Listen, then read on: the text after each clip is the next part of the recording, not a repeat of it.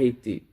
Et quand elle a été arrêtée, on l'a amenée en procès. Son procès, c'était un procès d'hérésie, parce qu'elle disait que non, Jésus et tous ses apôtres, c'était tous des blancs, c'était tous des noirs. Et d'ailleurs, vous le savez maintenant aujourd'hui, même Poutine l'a dit, le président de la Russie l'a dit, que l'histoire de la Bible, tout le personnage dans la Bible, c'est l'histoire des noirs. Ce n'est pas l'histoire de blancs. Donc, Kim Pavita le dit aussi. Elle dit que l'histoire de la Bible, c'est du peuple Congo. Ça parle des Noirs. Et que les Blancs auraient falsifié et blanchi la Bible, parlait des Noirs. Donc, elle a commencé à prêcher ça. Alors, vous imaginez l'intolérance de l'Église catholique, l'intolérance à cette époque coloniale, dans les années 1700. Donc, on l'amène devant un tribunal. Et ce tribunal-là était, parmi les tribunaux qui étaient conseillés, c'était des capucins. Donc, on l'amène ça, on lui amène devant un tribunal des religieux qui vont juger sur son enseignement parce qu'elle contredit ce que le catholique à l'époque qui domine comme religion est en train d'enseigner au monde à ce moment-là. Donc, on la juge et on la trouve coupable. Mais quel était le but de Kim Pavita? À part pouvoir enseigner que l'histoire de la Bible était l'histoire des Noirs, mais elle voulait aussi réunifier le royaume Congo. Parce qu'il était divisé à cause de toutes ces religions, il était fractionné à cause de ces religions et aussi à cause de la colonisation des Portugais. Donc, pendant que tout cela se passe, c'est en 1700 sous le règne du roi Pierre IV. Ce que Kim Pavita faisait, elle avait quand même un soutien de beaucoup de nobles, notamment la femme du roi Pierre IV. Mais le roi était opposé à ce qu'elle faisait. Donc, c'est-à-dire qu'il y avait une classe des nobles ou de la noblesse qui partageait le même avis que Kim Pavita, qui soutenait ce qu'elle faisait, qu'il le fasse soit en secret ou en public, mais elle avait quand même le soutien d'une certaine classe des nobles ou de la noblesse à cette époque-là. Alors, le roi Pierre IV, comme je dis, qui était contre ce que Kim Pavita faisait, eh ben, il a réuni tous les gens qui étaient contre ça avec une classe des capucins et elle a été condamnée. Comme je dis, il y avait des conseils capucins. Quand on l'a condamnée à la brûler vive. Évidemment, à cette époque, la procédure, c'était que quand tu es condamné et que tu es trouvé coupable, on va te brûler vif parce que les pratiques de l'époque, c'était on brûlait les gens pour les purifier. Donc, cette pratique-là était très prédominante à cette époque. Donc, on se disait qu'elle avait péché, comme elle avait dit ce qu'elle a dit par rapport à l'histoire de la Bible. Donc, on devait la brûler vif.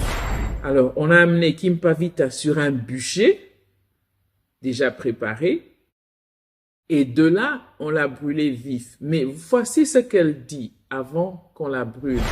Vous me brûlez, moi et mon fils, mais l'esprit qui est sur mon fils reviendra. Cet esprit qui est dans mon enfant reviendra et va se réincarner dans un homme pour révéler la vérité et mener la libération du peuple noir et du peuple Congo. Je reprends. Kim Pavita dit ceci. Vous me brûlez, moi et mon fils, mais l'esprit qui est dans mon fils reviendra et va se réincarner dans un homme qui va révéler la vérité, qui va mener à la libération du peuple noir et du peuple Congo. Et puis, selon la légende, lorsqu'elle a été brûlée, il y a eu, on dit que la cendre de Kim Pavita s'était transformée en une lettre J. Et puis après, dans le ciel, on a dû voir Kim Pavita avec son fils. Donc, ça, c'est ce qu'on raconte autour de ça. Mais pourquoi je vous parle de ça? Parce qu'on ne peut pas parler de Kimo Kimbangu sans parler de Kim Pavita. Donc, je viens de poser le fondement de d'où vient Kim Pavita et qui était Kim Pavita. C'était une prophétesse et une femme très puissante. on dit qu'il y a beaucoup de miracles qui se sont opérés avec Kimpavita. Il y en a d'autres qu'on raconte que quand elle passait, il y avait les arbres qui se pliaient devant elle. C'est-à-dire que la nature reconnaissait la puissance de cette femme. Elle était en harmonie avec la nature. Donc, c'était vraiment une prophétesse puissante. Parmi les gens qui ont arrêté les soldats portugais, c'était les soldats portugais qui ont arrêté Kimpavita, il y avait aussi des prêtres, notamment le père Lorenzo et le père Dagalo. Ce sont ces gens-là, ces prêtres-là qui étaient là lorsqu'on a amené Kimpavita pour la juger devant les capitaines.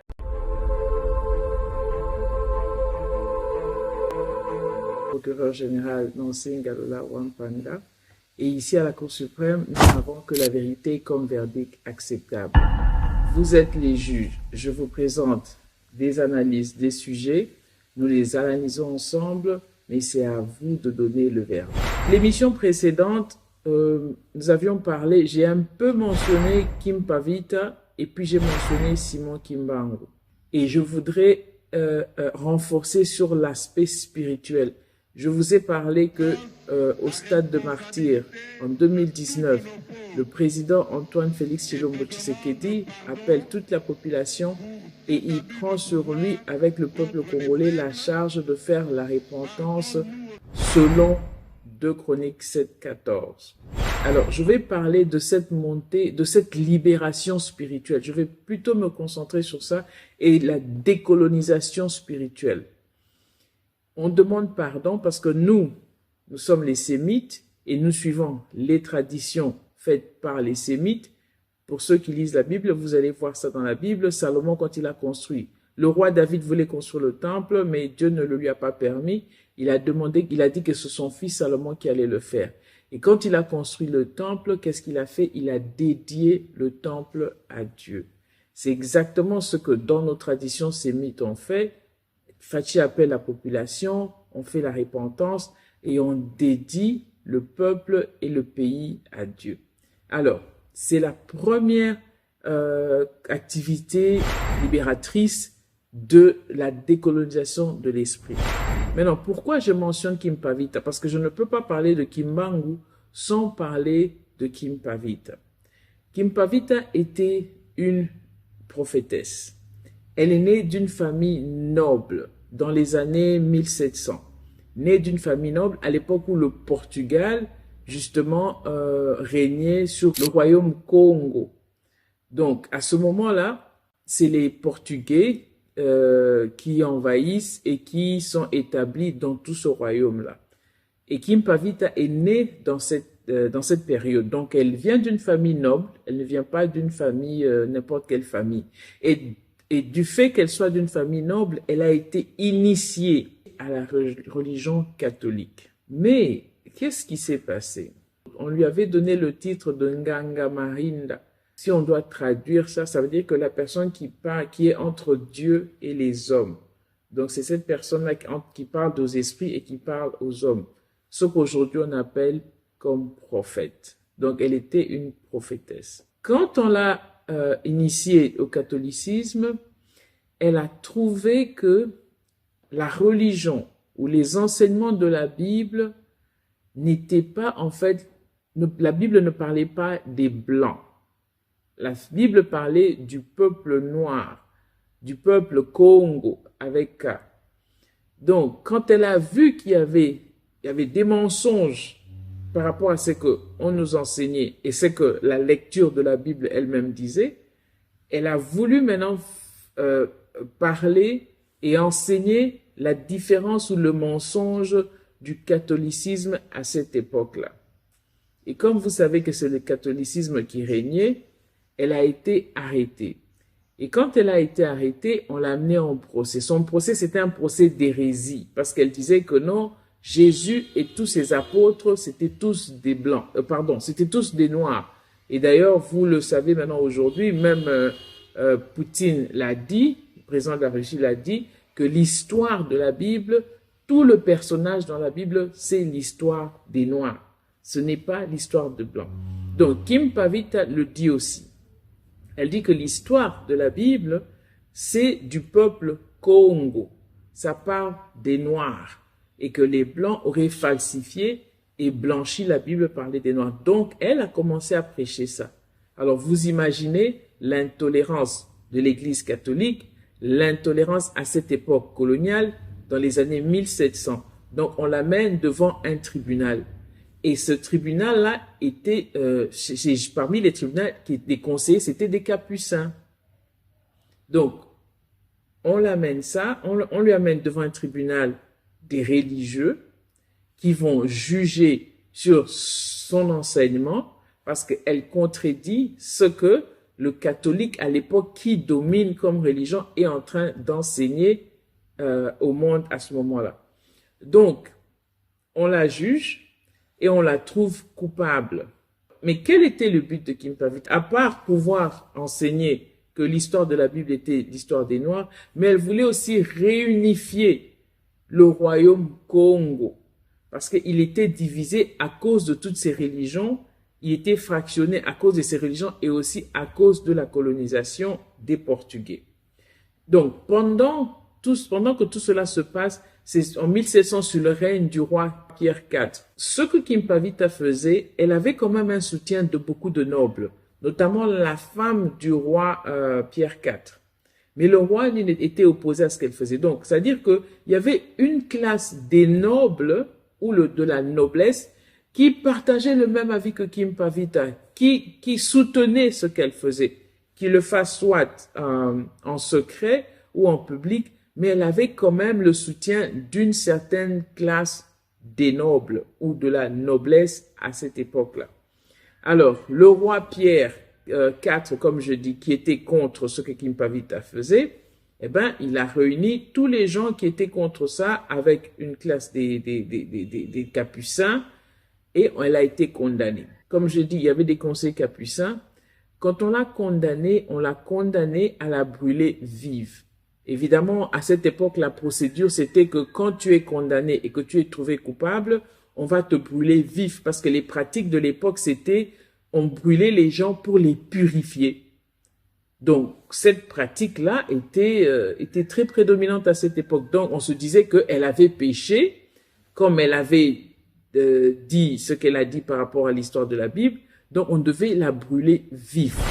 Alors, on a amené Kimpavita sur un bûcher, déjà préparé, et de là, on l'a brûlée vif. Mais voici ce qu'elle dit avant qu'on la brûle. Vous me brûlez, moi et mon fils, mais l'esprit qui est sur mon fils reviendra. Cet esprit qui est dans mon enfant reviendra et va se réincarner dans un homme pour révéler la vérité et mener la libération du peuple noir et du peuple Congo. Je reprends. Kimpavita dit ceci. Vous me brûlez, moi et mon fils, mais l'esprit qui est dans mon fils reviendra et va se réincarner dans un homme qui va révéler la vérité, qui va mener à la libération du peuple noir et du peuple Congo. Et puis, selon la légende, lorsqu'elle a été brûlée, il y a eu, on dit que la cendre de Kimpavita s'était transformée en une lettre J. Et puis après, dans le ciel, on a dû voir Kimpavita avec son fils. Donc, ça, c'est ce qu'on raconte autour de ça. Mais pourquoi je vous parle de ça? Parce qu'on ne peut pas parler de Kimo Kimbangu sans parler de Kimpavita. Donc, je viens de poser le fondement de d'où vient Kimpavita et qui était Kimpavita. C'était une prophétesse et une femme très puissante. On dit qu'il y a beaucoup de miracles qui se sont opérés avec Kimpavita. Il y en a d'autres qu'on raconte que quand elle passait, il y avait les arbres qui se pliaient devant elle. C'est-à-dire que la nature reconnaissait la puissance de cette femme. Elle était en harmonie avec la nature. Donc, c'était vraiment une prophétesse puissante. Parmi les gens qui ont arrêté les soldats portugais, c'était les soldats portugais qui ont arrêté Kimpavita, il y avait aussi des prêtres, notamment le père Lorenzo et le père Dagalo. Ce sont ces gens-là, ces prêtres-là qui étaient là lorsqu'on a amené Kimpavita pour la juger devant les Capucins. Vous savez, le Congo veut dire en fait quelque chose de sacré. Quelque chose qu'on ne dit qu'à Dieu, qui veut dire la providence. Quand les Né-Congo disent qu'ils sont, par exemple, chez les Baluba, on n'utilise pas le mot Congo très fréquemment. On n'utilise pas, mais on utilise souvent son sens contraire, qui est Kukongo là. Donc, Congo veut dire un mot qui est réservé au Très-Haut, ça veut dire que doter ou pourvoir. C'est ça que le mot veut dire, pourvoir. Alors, quand le mot Congo, c'est un nom de la providence, c'est un nom qui veut dire doter. On ne l'utilise que pour Dieu en fait. Les Béné-Congo, qui veut dire le peuple de la providence. On dit souvent les Né-Congo, les Béné-Congo, hein, ce sont les gens de la providence. Ça veut dire quoi? Les gens de Dieu, le peuple de Dieu. Et même dans ce que Kim Pavita disait, elle disait que le Congo était réellement la terre promise. Donc vous voyez que cet argument ne vient pas d'aujourd'hui, mais ça vient de nos héros, de nos ancêtres. Il est très important que l'on puisse connaître notre histoire. Vous savez pourquoi est-ce que on a détruit notre histoire? C'est pour qu'on ne puisse pas savoir qui nous sommes réellement comme un peuple. Nous sommes un peuple puissant. Nous sommes un peuple de la providence. Nous devons connaître notre histoire et l'assumer. C'est au moment où on va assumer notre histoire et notre identité que nous allons réellement manifester le pouvoir et la puissance qui est en nous en tant que peuple de la providence. Donc, continuez à partager le lien, continuez à aimer la page et nous allons revenir dans les prochaines émissions maintenant pour voir cet esprit qui est dans cet enfant qui était de Kim Pavita, qui a été se réincarner dans Simon Kimbangu. Donc, dans les prochaines émissions, je vais un peu élaborer un peu plus sur Simon Kimbangu et pour révéler aussi l'esprit libérateur. Donc, quand je parle de Kim Pavita, ce n'est pas, je ne vais pas dans la doctrine, dans ce qu'ils enseignaient et tout ça. Je suis en train plutôt de parler de l'esprit libérateur, de l'esprit où il y a un éveil de conscience qui se lève, où le peuple congolais se prend en charge, l'Afrique se prend en charge et s'oppose contre ce que l'Occident est en train de nous imposer. Donc, cela a été déjà proclamé et prophétisé depuis des siècles. Et nous voyons la manifestation de ces choses en ce moment-ci. Le fils de Kim Pavita, qui s'appelle Kembo Dianzenza, et qui est aujourd'hui les réincarnations de Kimbangu selon la prophétie. Donc, nous allons parler maintenant de cet esprit de Kimbangu dans les prochaines émissions. Merci de nous avoir suivis. Ici, c'est la Cour suprême.